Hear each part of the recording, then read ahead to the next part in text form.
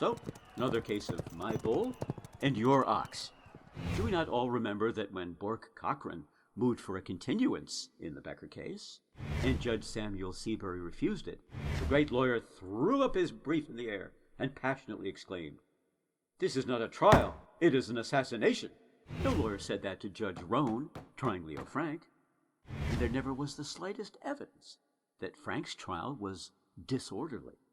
The Daily States asserts that Becker was robbed of no technical right the law guaranteed him. Does the States know that the U.S. Supreme Court used those very words in the case of Frank, used them in a well-considered decision, which is the amplest vindication of the Georgia courts? When the highest court in the world judicially affirms that the state which tried and convicted Frank accorded him every right guaranteed him under the highest law, ought not the decision to be respected before the Supreme Court vindicated Georgia? The agencies working for Frank expressed the most exultant confidence in the outcome of the appeal, and declared that at last the case had reached a tribunal which would not be influenced by, quote, mob frenzy, psychic intoxication, jungle fury, unquote, and the rest of it. After the United States Supreme Court patiently heard Frank's lawyers and solemnly assured, quote, mankind, unquote, that the state of Georgia had not been shown to have denied Frank any legal right, was, quote, mankind, unquote, satisfied? By no means. Mankind gasped in silence a few days, and then broke out into a more furious roar than ever, just as though the highest of courts had not decided the case in our favor. It must have cost, quote, mankind, unquote, millions of dollars to lynch the Georgia courts with outside mobs. Frank, quote, was convicted on the evidence of a vicious Negro criminal, unquote, so says the Daily States, saying it not because it is true, but because all the other Frankites say it. Without the Negro, James Marshall, Becker could not have been convicted, and the highest New York court so held. Whether James Marshall is a criminal, I do not know. The official record in the Frank case shows that Jim Conley was never a criminal until he became the accomplice of his master, Leo Frank. May I ask the Daily States to take my word for it that the law of Georgia does not allow any man to be convicted on the testimony of an accomplice. The so-called vicious Negro criminal was confessedly the accomplice of Leo Frank, and therefore the law made it necessary for Solicitor Hugh Dorsey to practically make out the whole case against Frank without relying at all upon the Negro's evidence. When that miserable little Jew jackass, Clarence Shern, of the New York Supreme Court, was sent by his owner, Mr. Hearst, to review the record in the Frank case, and when he wrote an opinion in which he stated that there was no evidence against Frank save that of the accomplice, he virtually charged our Supreme Court, as well as Judge Roan, with having violated their oaths of office. Little Shern does not know enough of Georgia law to be aware of the fact that nobody can be convicted on the evidence of an accomplice, and that under our Supreme Court decisions, such evidence is almost valueless. The case must be made out independently of the accomplice, to well nigh the same extent as though he had not testified at all. This being the law in Georgia, how can editors who wish to tell the truth continue to say that Frank was convicted by his accomplice? Assuming that the great majority of the American people want to know the truth and want the law enforced wherever crime is proved, I invited every fair-minded reader to come with me as I go into the official record, a summary of the sworn testimony, agreed on by the lawyers for both sides and sanctioned by the trial judge.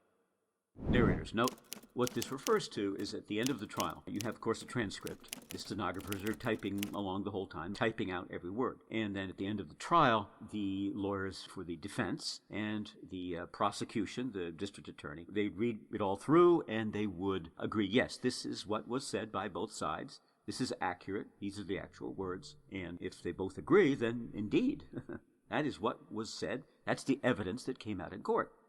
Again, agreed on by the lawyers for both sides, and they sign it and say, I agree this is an accurate record of what transpired during the trial.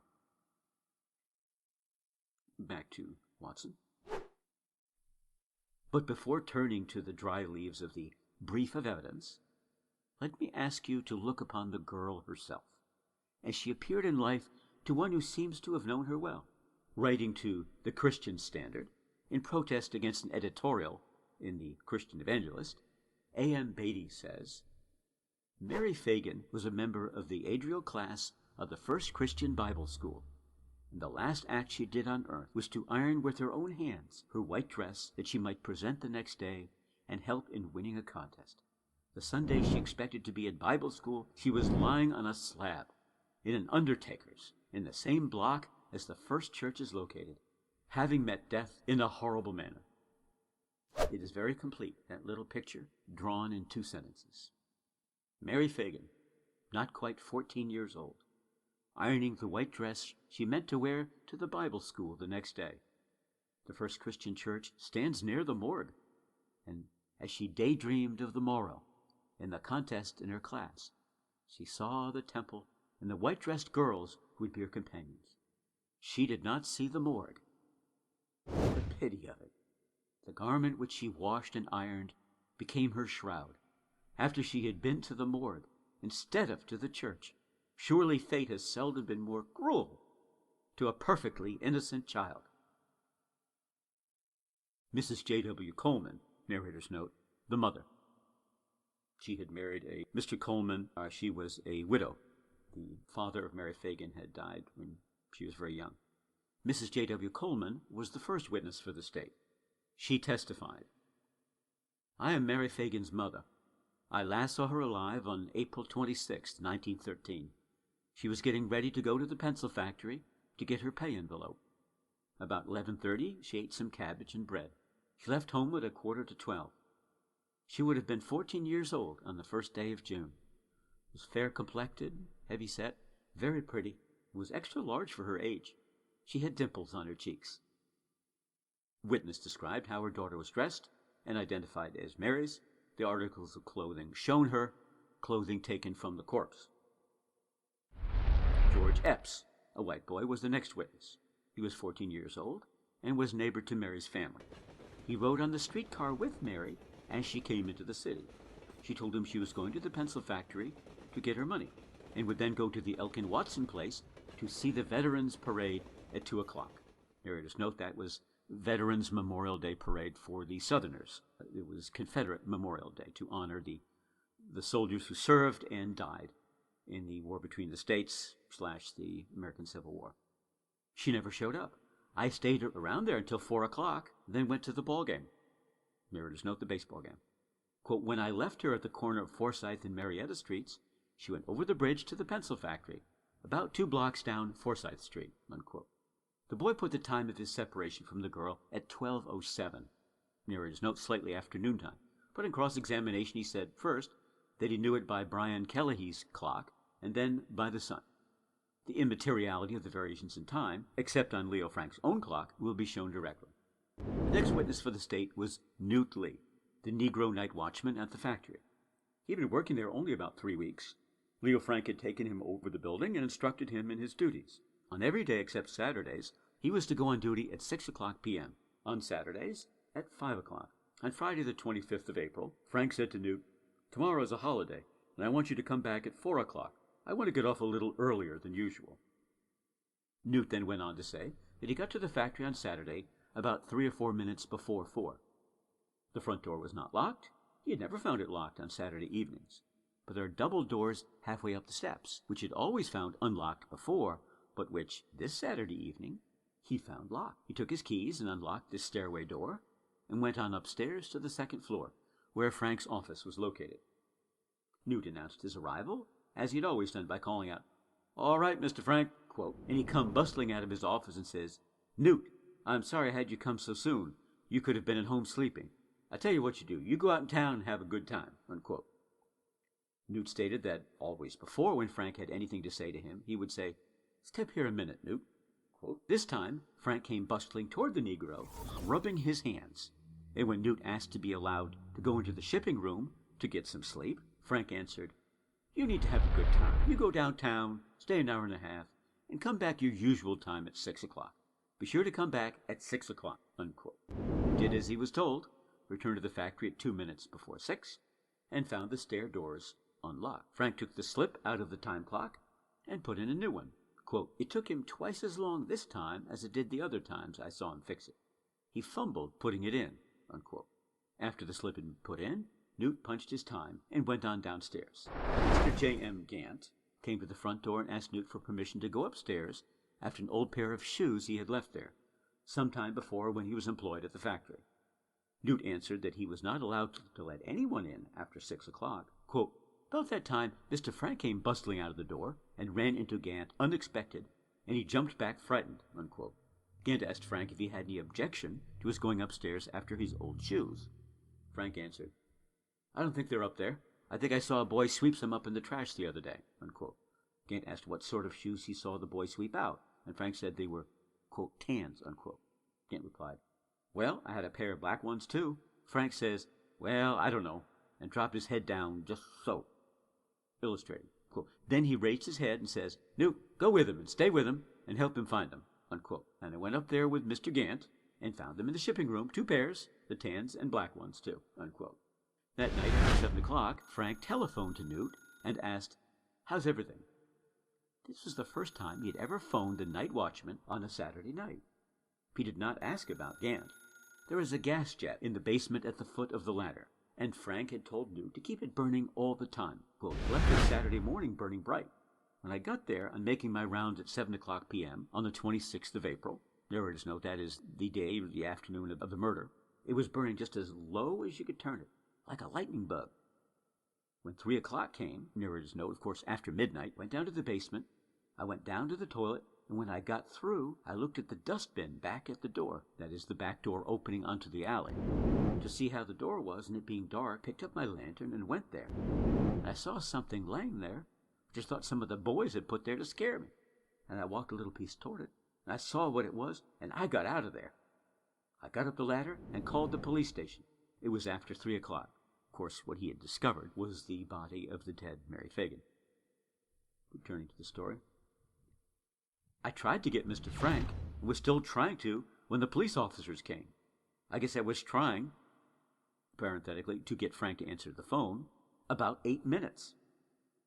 I saw Mr. Frank Sunday morning, Watson points out, the same morning. In other words, he did the night shift, and then that morning at about 7 o'clock or 8 o'clock, he looked down on the floor and never spoke to me. He dropped his head down right this way. Illustrated. Quote, Boots Rogers, Chief Lanford, Darley, Frank and I. Narrator's note, Newt Lee is referring to some people from the Atlanta Police Department. It is Boot Rogers and Chief Lanford, Darley. We were there when they opened the clock. That is the time clock to show that the night watchman had punched his clock at different points around the factory. It's a method that ensures that the night watchman must keep walking around the factory, and that he went to all these different stations or locations within the factory, that he kept covering the whole place all night long. Mr. Frank opened the clock and saw the punches were all right. I punched every half hour from 6 o'clock p.m. to 3 o'clock a.m. Quote, on Tuesday night, April 29th, at about 10 o'clock, I had a conversation at the station house with Mr. Frank. There was no course at the police station. They handcuffed me to a chair. They went and got Mr. Frank and brought him in, and he sat down next to the door. He dropped his head and looked down. We were all alone. I said, Mr. Frank, it's mighty hard on me to be handcuffed here for something I don't know anything about. He said, what's the difference? They've got me locked up, and a man guarding me. I said, Mr. Frank, do you believe I committed this crime? He said, no, Newt, I know you didn't, but I believe you know something about it. I said, Mr. Frank, I don't know a thing about it, more than finding the body. He said, we're not talking about that now. We'll let that go. If you keep that up, we will both go to hell. Then the officers came in. When Mr. Frank came out of his office that Saturday evening, he was looking down and rubbing his hands. I had never seen his rub his hands that way before.